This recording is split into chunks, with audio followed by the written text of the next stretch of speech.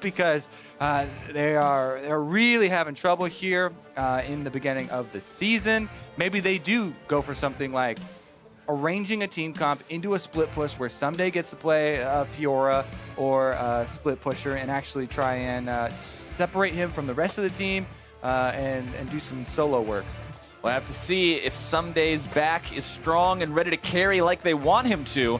Malzahar and Jin both going to be banned away by Team Dignitas. The Malzahar we mentioned last game, how Lemon has so many games on that. Not at all surprised to see that taken off the table. As Camille and Karma will be the bans from FlyQuest, so the big three, again, not going to be the red side choices. Lemonation is very well acquainted with this game. He definitely does like not falling into the top tier pattern here for red side bans. They are actually all going to find themselves on the ban list anyways, though, as seeing a LeBlanc response here means that you aren't trading for nothing anymore, so you have to take out the other half of that trade as well. You would be just giving over Rengar for free. Not going to be the case here. But Dignitas grabbing onto that Varus once again. No surprise. No surprise. Lethality's great for him. You know, wave clear's great for him. The utility that everybody talks about. But if you get behind against divers, wave clear is not going to be able to save you. We saw High early on, taking advantage of him. Just ult Q was pretty much enough damage. that was pretty rough. I'm not gonna lie. That didn't look like a very fun experience from Lod's point of view, but they're going to be locking in Zyra first and foremost for FlyQuest. Also picking up the Jace. All right, FlyQuest going with strong lanes right out the bat, even with 2 picks right here. And to me, there's no way that Team Dignitas go with another, Braum or melee support and let their bottom lane just get smashed early on. Because if you open up an area of weakness like that on the bottom side, in addition to the enemy team having a Jace to, either top or mid, still could be flexible, but a Jace where to be able to go into a favorable matchup, that already means that you're going to have one strong lane for FlyQuest. If you let them just accumulate strong lanes across the board, it's going to be the same type of story. You're just setting yourself up to have to climb out of a hole from early game, and that's not a position anybody wants to ever have to be playing from. Dignitas, holes, man. Don't want nothing to do with them. As Keen is going to be picking up the Nami for Xpecial, and Chaser locks in that Elise for himself. So bottom lane and jungle going to be the choices here for Dignitas early. But that does mean, Kobe, that we are not going to see the roles exactly mirrored in the first pick phase. Also, not only the role thing, but it's super weird to me to ever see Kha'Zix not picked up.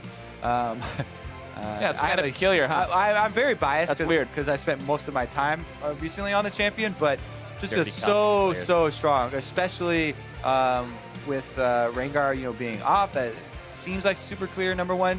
Elise definitely has a lot of benefits that are kind of unique, though. Does bring the extra range form. You can come to siege turrets pretty early on, way earlier than most other junglers. Also does provide more poke with a poke comp if you do want to group up and use your Nami as your defensive. The Varus, landing arrows on a cocoon target is much easier. So there are some things you can go for with it. Also, the early game is definitely not to be underestimated.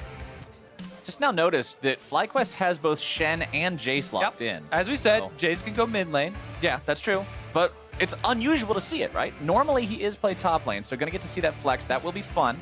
As Maokai, Ryze, and Kha'Zix all going to be banned away so far. Dig thinking the same thing you are. Kha'Zix is pretty strong. We probably don't want to be dealing with him. Yeah, it's actually not...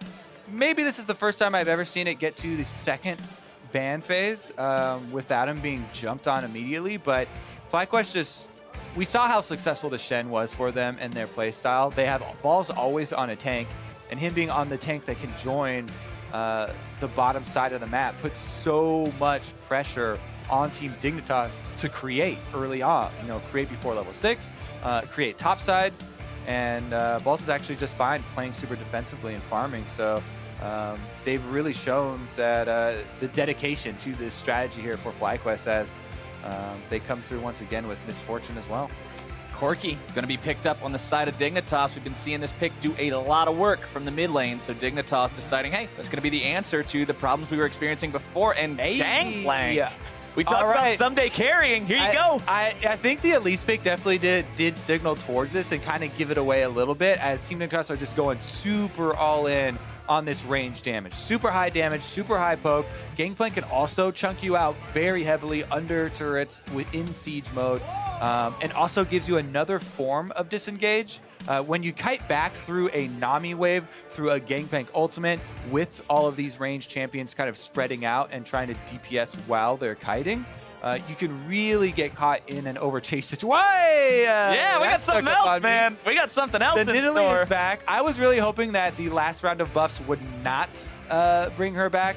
That makes two of us. I'm okay. I'm okay with it as long as she does not take over solo queue again and isn't in every single game. But for those of you who didn't quite pay attention, she did also get some buffs recently to try and help out with her health issues.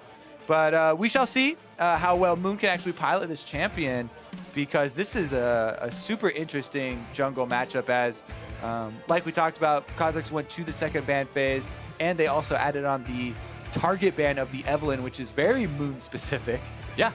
Two Evelynn games, actually, he's played so far in Spring Split 2017, so definitely one. And about 1,000 solo queue ones. Yeah, there's a lot in solo queue, but we're not going to factor those into this right now. But I feel like we're practically in some kind of a time machine going back into a patch from the past with Nidalee versus Elise in the jungle. This is just, I never would have expected this to be the matchup. This is actually pretty interesting because both sides are so heavily focused on the range damage for poking, for sieging, that Shen, actually the lone melee champion, discounting all these transformers, it's actually going to make Ball's life very difficult, because he's going to be easily focused if he tries to go in, and is going to be much more of a defensive ult bot and defensive taunts, probably. He's the only real tank on the map, though, because, I mean, Elise can get tanky. Yes, tanky. And the problem for Shen is getting tanky against Gangplank is super difficult. Yeah. In lane, he gets punished very heavily. Gangplank oranges your taunts for any sort of gank setup or harassment that you want to do. And he also shreds through all the armor that you're going to be building through the barrels. He's got true damage. So Gangplank, super good just lane matchup versus Shen. And then also, Gangplank makes navigating team fights where you're the only melee hell. Because you are such an obvious target, it's very easy to focus fire the lone melee. In comes Lod with the fast feet here, dodges all of the skill shots from FlyQuest. That bodes well for them. Yeah, always nice to be sidestepping some of that level 1 damage. As Chaser and Someday going to be looking towards this top part of the jungle now. That explosive spider finds its way on top of both Moon and Balls, but they're not willing to go any further for it. Yeah, dodging is going to be a huge part of this game, as both teams are packing so much of that range harassment, and skill shots will definitely make or break this game. I do like what Dignitas have done this time around with their blue side, though, and got that counter pick on the Shen with the Gangplank here for Someday, because, as I said, Someday, he's the star you're looking at. And, ooh, actually, bottom lane is the focus here. A lot of damage on the Lot. Ignite going to be used, too. Altec not going any further, looking to make something happen. He knows the heal is there, but that was a ton of level 1 pain. The other thing that goes along with so many range champions is that Exhaust does slightly lose viability, as you're not having, Zed's not diving in, Rengar's not diving in, so the melee defensive options where you usually just pop that on an assassin or something are very slim. Maybe, I guess you can consider Gangplank an assassin if he flash shoots you or something. Yeah, some sort of yeah, so that's the adaptation where we actually see Ignite coming out. Plus, the double of Ignite really doing well against Nami and the sustain here in lane. So I really want to get back to tracking these junglers, though, because it was such an odd jungler moment. And they are actually meeting up on the scuttle, as Moon just barely is able to take it before Chaser blast cones over the side. So good job for Moon. He's going to grab that. Of course, helps keep the bottom lane a little bit safer as they're going to be shoving up. Misfortune and Zyra showing how strong of a bottom lane duo they are right now. And the one thing I want to comment on, when the keystones were up on the screen, you actually saw that Altec's Misfortune is running Deathfire Touch. Yeah, again. Instead of Warlords, just like game number 1. We actually saw it get him a kill on the Chaser in game number 1. So very valuable keystone. Yeah, it really helps out with the giant spread of damage, tagging everybody. Also, in lane, Misfortune's play pattern, especially since she gets to go lethality now, just buy a bunch of longswords. You have a lot of power on getting your secondary target Q damage. Basically, if you hit a minion with that shot that's about to die, and there's this, I believe it's 45 degree, maybe it got shortened to 35 degree angle behind the minion, the second bounce on that shot on the double up can take out a huge chunk of life. It's very interesting though. I want to track these skills. He actually isn't going for that build in lane, and he's just been going for the make it rain that we keep seeing. And Altac is maxing that make it rain first for all the range harassment with his mage support that they. Actually, Lemonation might have to burn a summoner here. He dodges, yeah. All right, Flash has to get spent just to get himself away from that one. Was in some real serious danger, and that's kind of the problem with both of these FlyQuest bottom lane champions, is that they're out of position. They don't really have any tools aside from those summoner spells to get themselves out. And definitely got out in the nick of time there because Chaser, as you just saw, was coming through for the lane gank and was sitting in the brush. Now out of danger though, and Chaser going to go ahead and clear his top quadrant. Nothing really interesting as both junglers just return to their farm. A little bit of a difference between the junglers though. Skirmisher's Saber compared to the Tracker's Knife means Moon's going to be trying to get a little more of that vision down, a little more of that control over the map, while Chaser's just more interested in making sure he wins the fights. Yeah, Nidalee is very much about the vision setting up for all-ins. High does get all-ins here, speaking of which. High getting himself exhausted. Chaser looking to come in. Repel lands. Lemon is here trying to provide the escape. Fly High with the flash away so he can get himself out of there. Moon shows up to try to find some sort of a counterattack, but nothing really to be found. Yeah, High took a tremendous amount of damage in addition to eventually blowing his flash as well. That's something that a lot of mid laners want to hold on to their flashes so long. They end up having to back as well as burn the summoner. But it does mean that in some situations, you're able to outplay enough and disengage and count on maybe Lemon coming up for the snare to save that summoner in exchange for a huge chunk of health. But he's right back out there, just uses his first teleport back to lane, so no big loss for him on the Jace. And now he's got the lethality purchase to back it up. Moon seeing if he can maybe find some revenge here in the mid lane for what Chaser did earlier. Gets the spear. No follow-up for it, but a spear from that range is still a decent chunk of damage to land onto Keen. Plus, following up on your point about the Tracker's Knife, he takes this opportunity to lay down those two wards inside the red quadrant of Chaser's jungle. Meanwhile, Chaser, after seeing the spear thrown, light goes off. Gonna go do the opposites on FlyQuest side and lay down not only one ward, but also takes some of the raptors. Just takes down that big chicken and leaves all those poor little orphan baby chickens there to wonder exactly what their fate's going to be at this point. Comfort them. Yeah, Moon's going to be there and put them out of their misery at least. This is actually super important, and something that's way more important now that we don't have the old smites where you can smite raptors and get the little oracles buff. Every time where you have been tracking the enemy jungle, you know that they just came to invade something like your raptors. You're expecting them to leave behind wards, right? Because they want to be efficient. They want to make their time invading count, not only counter jungler, but also leaving behind that vision. So he expects there to be a ward laid around. The most common area is that brush that he just scanned with the sweeper. However, Chaser left it slightly back here out of the camp, and so he doesn't get swept, and he does get to leave, that ward right there a little bit longer. But Moon knows that he was in here and probably left something around behind. It's just all these little games as far as controlling information for junglers early on are the things that result in successful ganks or result in really good setups for skirmishes. It's a mental outplay, pretty much. You're outreading the other guy, you're making the proper decision, making the right call, as Chaser is going to make the decision to hang around mid lane here a little bit. You can see a lot of blue side control wards up around that top half of the river there, as Dignitas is making sure that they keep an eye out for Moon. He tries to cross that neutral line and get himself in Chaser's face or into either of the lanes. Yeah, and because of those mirrored invades, it basically has kind of split that map to top side blue there for Team Dignitas and bottom side mostly red vision as FlyQuest were able to have it.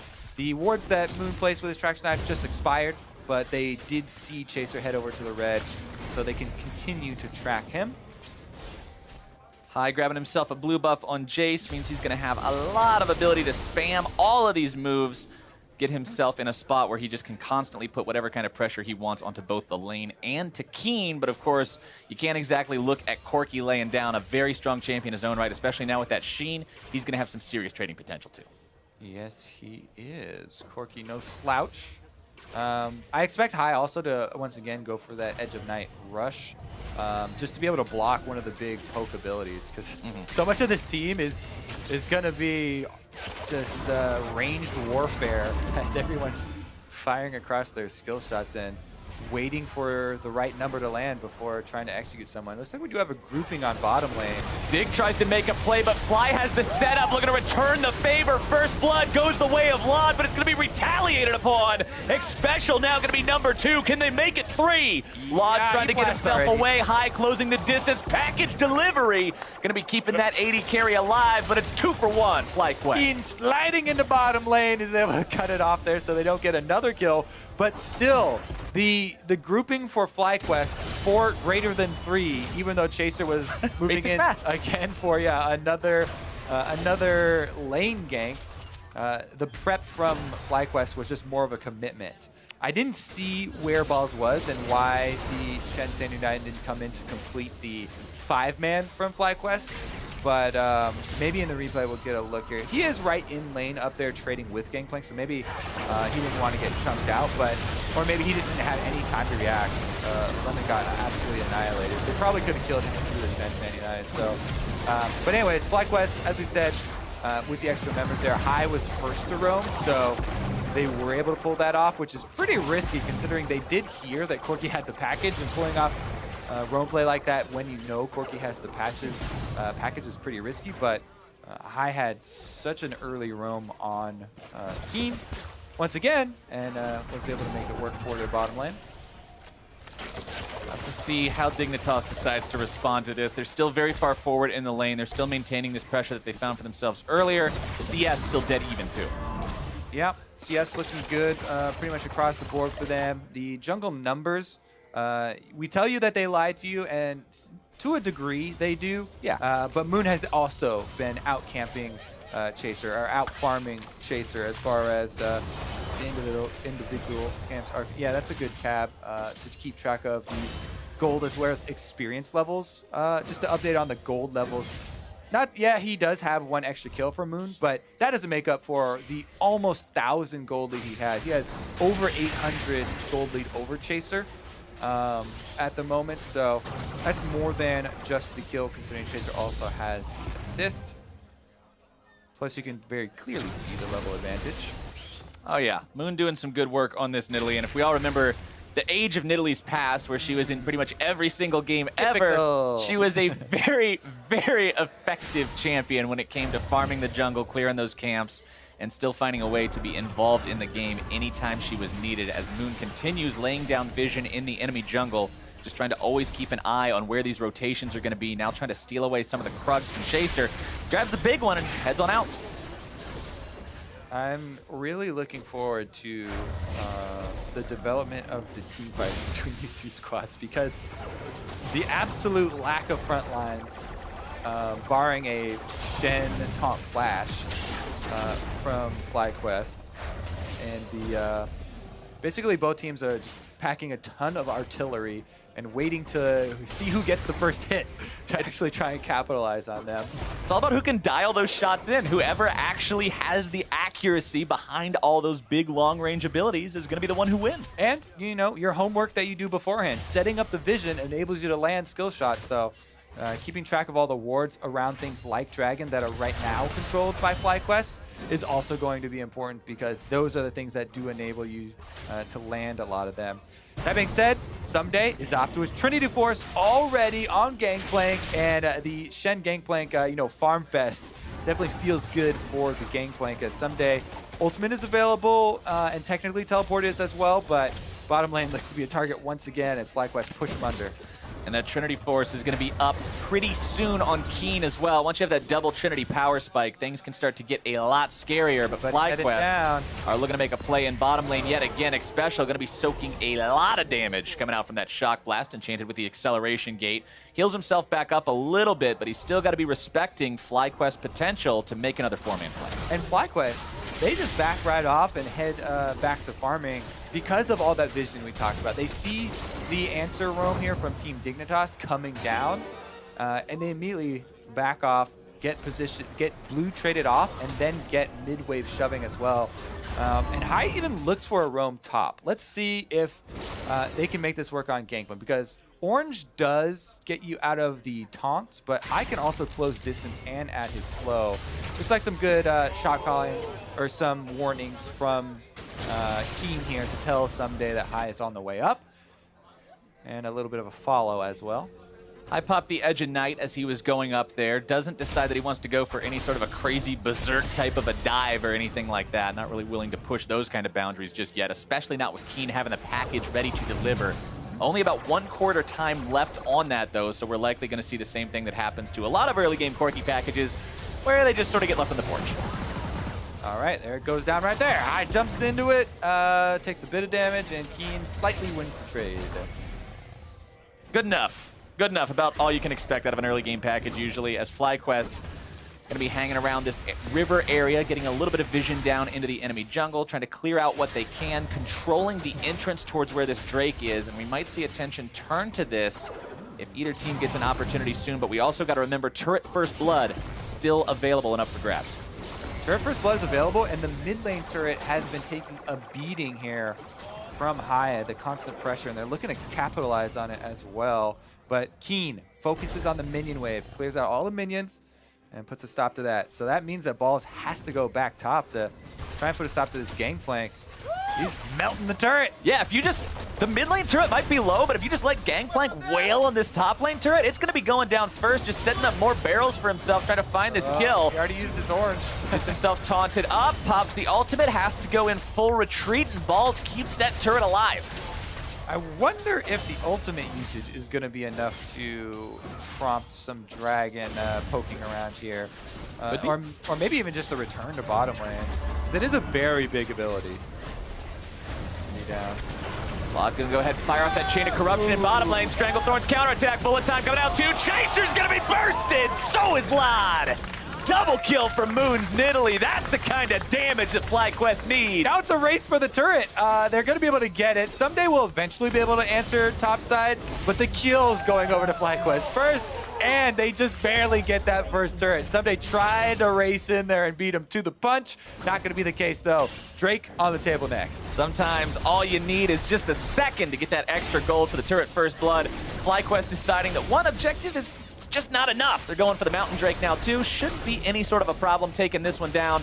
Moon and Lemon have enough to grab that, and why not make it 3, Kobe? 3 is the charm, and they're gonna be grabbing the first turret in mid lane as well. FlyQuest looking good with a 3K gold lead. The constant mid and bottom pressure from FlyQuest, not quite as ridiculous as game number 1, but still just as effective. And the spear landed for Moon before the flash. He was able to get out of range, and then the debuff's still on there for him to go in for the pounce kill. And we talked about accuracy, and it's about who hits the first shot. FlyQuest landing those skill shots to earn themselves this gold lead they're working with.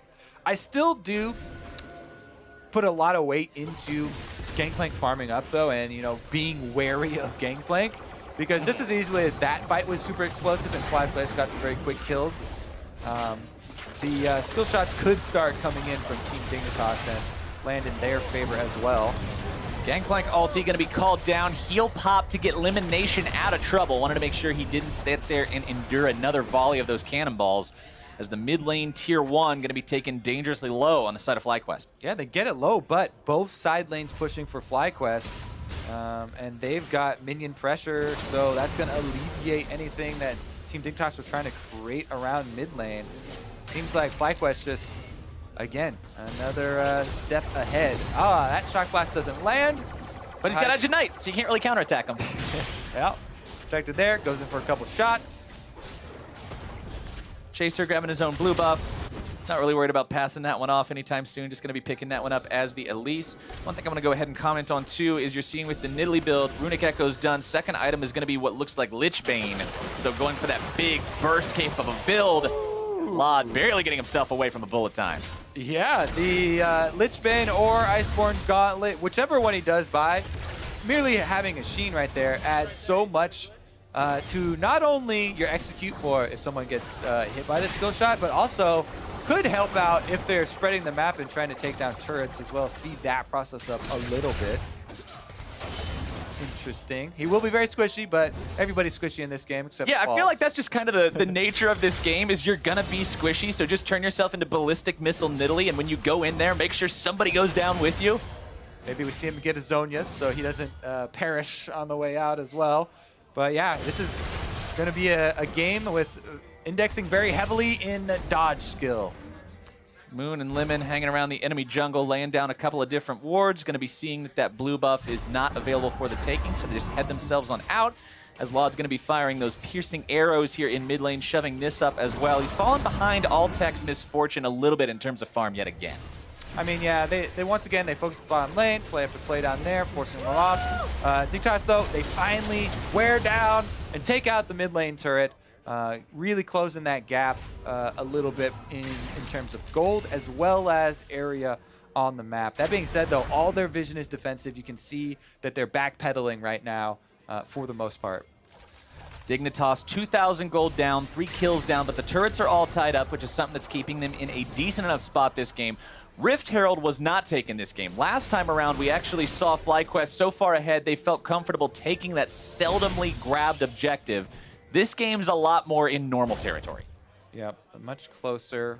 Plus, when both teams have the giant artillery, then it becomes a Cold War, and they're just staring each other down. Everybody, yeah. I got my guns, you got yours. Who's gonna fire? Are we gonna go all in on this one, or go all in on the next one? During this waiting game, FlyQuest are eking out slow and measured leads in terms of turret durability. High, once again, gets here first, gets a little bit of damage on the turret, and then is able to move away after leaving Keen to deal with a minion wave. And you know, going into this, we were kind of talking about the inconsistencies that we had seen in Keen and Chaser, and we were also talking about how Moon is really like surprising everybody in a really pleasant way. And right now, Moon's 3-0, and Chaser is 0-2, and well, he's got 1 assist, but it's still kind of par for the course for the way things have been trending lately. Moon's looking good, and Chaser's looking like it's going to be some day's responsibility to win the game again. I mean, yeah, a lot of money. A lot of the eggs for Team Dignitas are in the Gangplank late game basket. Like, it's a crowded basket. Some of those barrels exploding can get you multi-kills pretty quickly. We'll see, though. The important part for these team fights is going to be really interesting because both of these very range-heavy team comps are going to want to have their DPS spread out so you don't get caught in the same barrel or the ultimate, or the same Misfortune ultimate or the same Gangplank ultimate, and it is going to be so much about that positioning. We'll see how they get down in the 10-man fight. I'm looking forward to the day, but as of right now, continue to split because we're going to have to wait for something to be worth fighting over. Maybe it's the Mountain Drake that's going to be spawning in about 30 seconds. Maybe not, but it's going to take some encouraging to get these two to actually pull the triggers on all that artillery they got waiting. Keen going to be forced back as High threatens to maybe jump on him with that to the skies, but he's perfectly content just hanging out underneath this turret, clearing those waves away. Yeah, definitely true. And the vision slowly moving its way up into Team Dignitas territory as well. Creeping. A couple there. They've got a few wards of their own. Actually, quite a few wards. More than quite a few. A lot of wards of their own in the top part of their own blue side jungle, as a little bit of a replay of what was happening here. The flash away from Moon from the piercing arrow just didn't want anything to do with that, I guess. I mean, we talk about the importance of dodging skill shots here. Nobody wants to get hit by a single ability. Who else is around? Who's shooting at me? Everybody's very twitchy when there's this much range damage flying around. When nothing's been going on for a while, the single gunshot will spook you. You got to be ready for it. Yeah. Now he doesn't have that for the team fight. Hey, you mentioned this Mountain Drake. Let's see them skill shots fly. Balls is ready to land this multi-tie. You can see his eyes getting big. They're stacking up. If I can land my taunt. The flash taunt, this might be needed. Spear comes over the wall along with the shock blast. Someday going to be eating a lot of damage from those. Yeah, sustain from Nami is very, very high priority right now as he heals him up a decent amount, but the shots continue to land. More shots coming through. That shock blast won't be hitting the mark. Fire at will. Still looking for the chance to come in here. The barrel's going to find its way onto balls. Piercing arrow going to be doing the same. Lemon off to the side. Mountain Drake secured by Moon.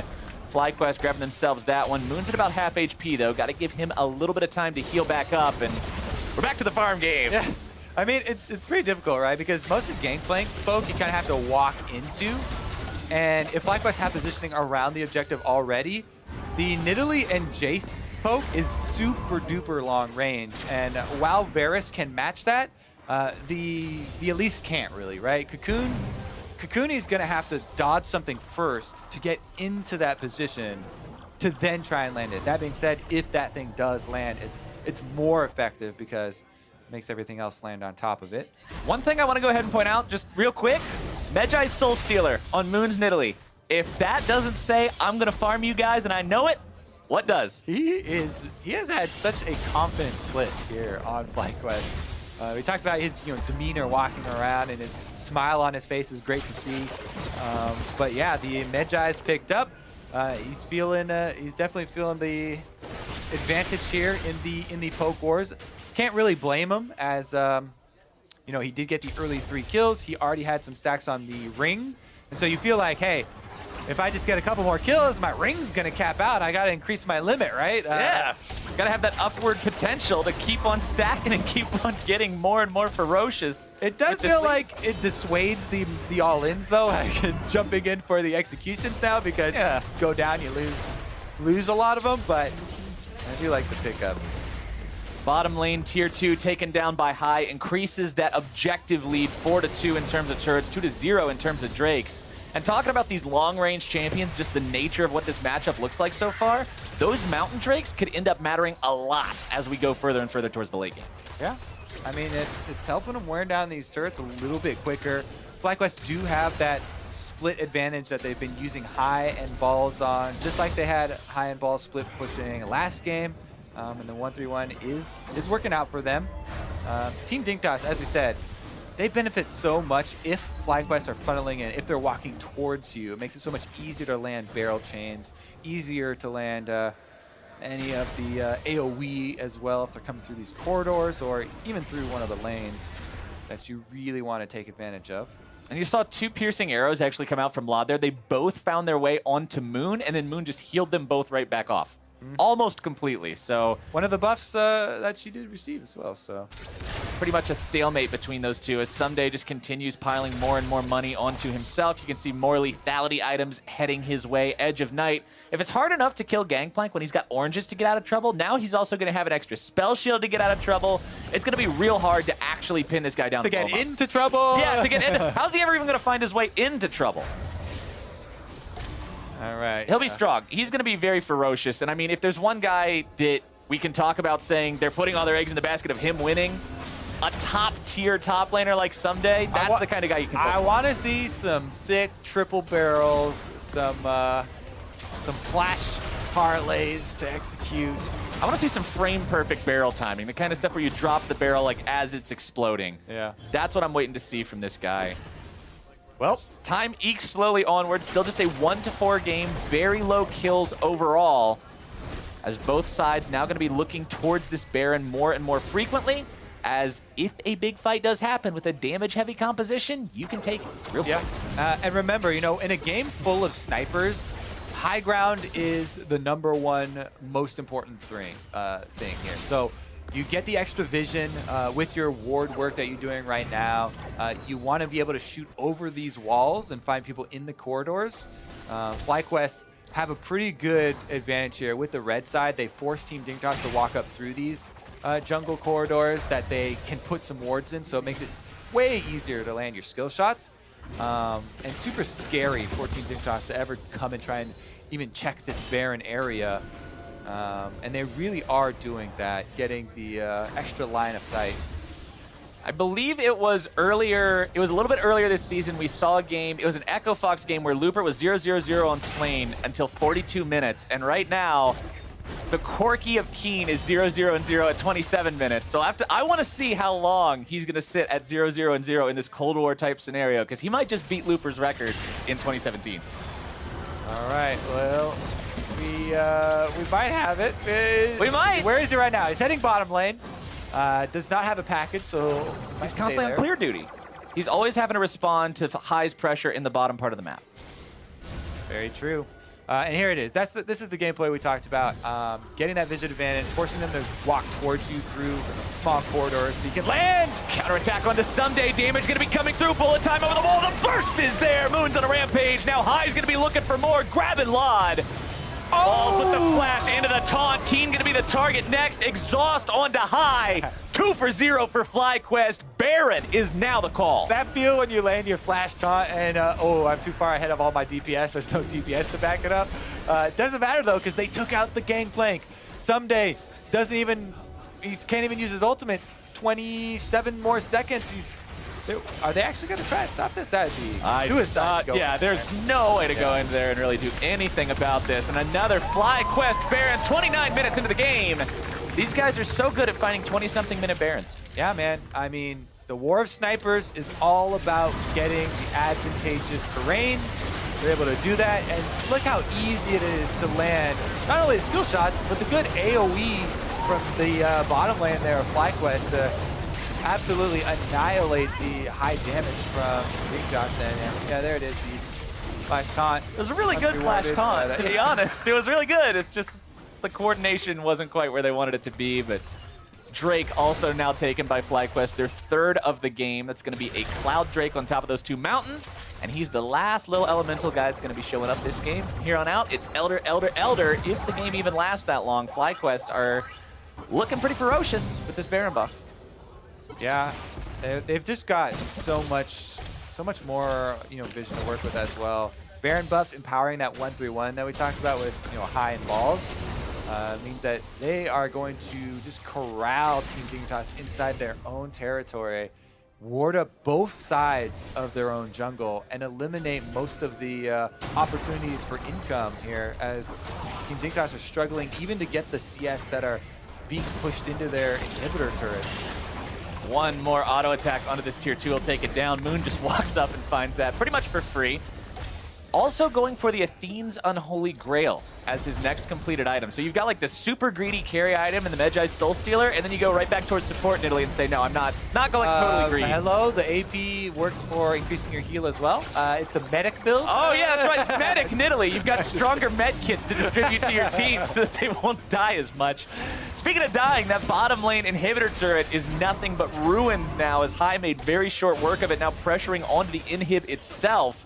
He's got Moon making that rotation over with those top-tier heals to keep him topped off. And the inhibitor is under threat, down to about 1/3 HP. Chain of Corruption going to be finding its way onto Moon. Piercing Arrow as well, but the follow-up is not there. Moon gets himself away, and now that's going to be one big tool in that Varus ultimate not available for Dignitas' defense. This is what we've been missing from so many of the Jace plays. Oh, wow. My goodness, that bullet time damage. Lod forced to flash out just to keep himself alive. Shock Blast comes out, accelerated, but still won't be finding the mark, and FlyQuest has cleanly found 2 inhibitors so far. The Tidal Wave and the Gangplank ultimate going to be used to try to scare these guys off, but what are they scared away from? They got what they came for. Shock Blast is a parting gift. 1 inhibitor left to take.